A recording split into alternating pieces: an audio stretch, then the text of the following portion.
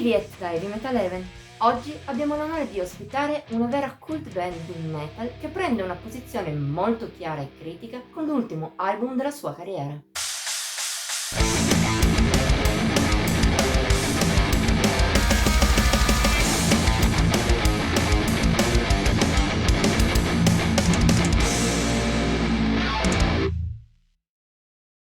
Per chi conosce il doom metal, oltre ai gruppi più famosi, i Kursk non sono un nome nuovo.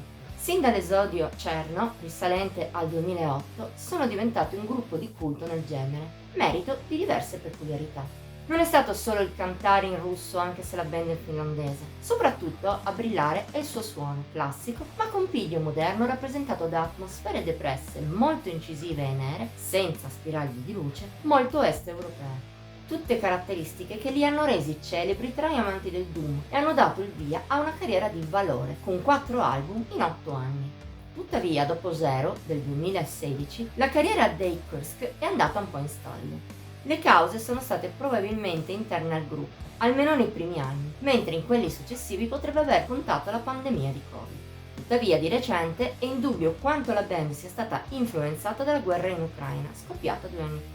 Contesti che si rifacevano a cultura e storia russa e la stessa scelta linguistica, il gruppo della Finlandia si ritrovava in una situazione delicata.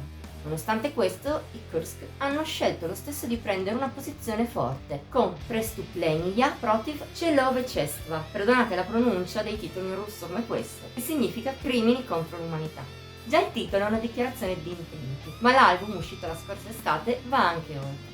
Attraverso i suoi testi la band critica in maniera aspra la situazione geopolitica attuale e la guerra. Ancor più chiara è poi l'esplicita ammissione che Prestupleniya sarà l'ultimo album dei Kursk, o almeno l'ultimo cantato in russo, prima di un cambio di nome e di lingua dei testi. Ma anche la musica in questo senso è molto significativa. Nel disco i finlandesi non lasciano da parte il loro cupo doom metal, ma lo arricchiscono soprattutto di una rabbia palpabile. Si alterna passando per tante sfumature, anche con molti passaggi tristi e dimessi. Facendo questo, il gruppo racconta molto bene gli orrori della guerra, almeno a livello di atmosfera, il che è senza dubbio il punto forte dell'intero album. Purtroppo dall'altro lato i Kursk non sono immuni da qualche pecca.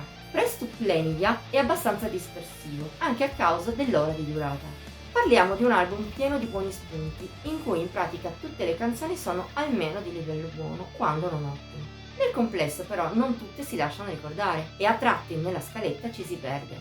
Tuttavia per fortuna non è un difetto così grave e in ogni caso alcuni pezzi notevoli e memorabili sono comunque presenti. I 4 da citare in tal senso sono il trio formato da Krasnije Pyatna, Macchie Rosse, Ja teper nenavidzу Svet, Ora odio la luce, Černiji Bal, Festa cupa e poi Poet, il poeta. La prima è diretta, veloce, rabbiosa, grazie anche a qualche vaga influenza black e qua e là, ma grazie ai suoi ritornelli sa anche essere molto catchy. Semplice e dinamica è anche la terza, tiene fede al proprio titolo con un'anima a tratti persino roccheggiante, che però sa quasi di beffa, amara com'è anche nei momenti che, in teoria, potrebbero essere allegri e festosi, ma che i Kursk rendono volutamente cupi. Al contrario, la seconda mostra una lunga progressione ma molto ben impostata, che passa dalla classica depressione dei Kursk a sonorità più truci, cattive, passando per momenti espanse. Espansa è anche la quarta, che pur nella sua varietà di rado si presenta graffiante. Per la maggior parte del tempo, anche nei momenti più doom, mantiene piuttosto una natura lirica e malinconica molto forte. Per il resto, come detto, ogni canzone in scaletta è di buon livello, ma non ce n'è una che si segnala per eccellenza, anche se spiccano comunque molti bei riff, tra cui si segnalano quello di base di Krещение v Novosibirsk, Epifania a Novosibirsk, o l'intero impianto di Korablestrojitelej, la strada dei cantieristi navali. Quest'ultima è anche la traccia migliore del disco dopo il già citato quartetto. Contando che anche le atmosfere sono incisive lungo tutta la sua durata, Prestupleniya protiv Chelovečestva risulta di ottimo valore. Forse senza la sua dispersività poteva arrivare anche al capolavoro, ma ci si può accontentare senza problemi anche così. Parliamo di un disco non solo apprezzabile come presa di posizione, ma che anche a livello musicale ha molto. Se ti piace il doom metal e in particolare se hai apprezzato i Kursk in passato, siamo sicuri che potrai goderti anche questo loro album finale. Voto di Heavy Metal Heaven 85 su 100. Per oggi finiamo qui. Se questo video ti è piaciuto puoi mettere like, condividerlo e commentarlo.